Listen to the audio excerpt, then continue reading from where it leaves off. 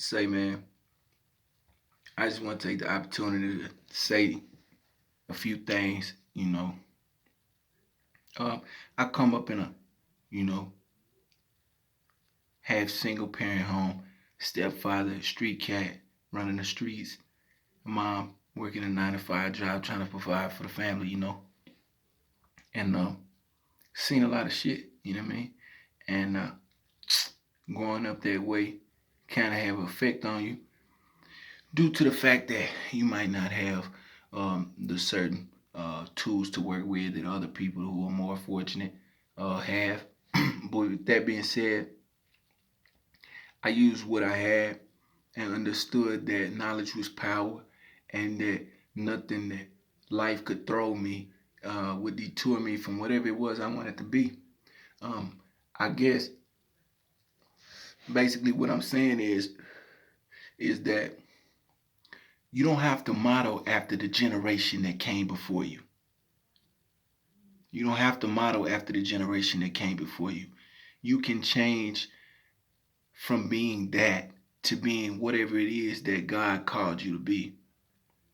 It's not necessary for you to feel like you have to mirror image your parents on the way you raise your kids, the way you teach, the way you think, the way you process a cause and effect.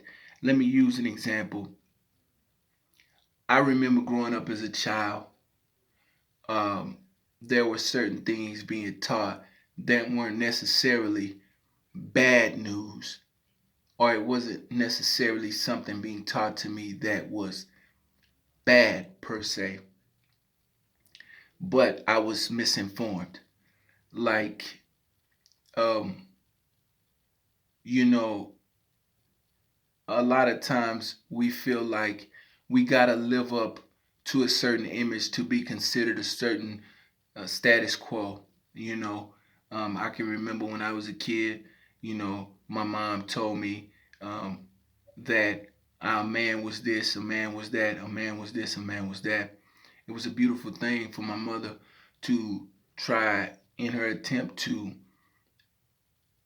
hypothetically characterize a man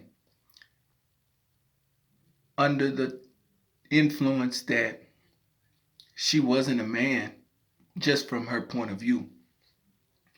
But only a man knows what it's like to be a man.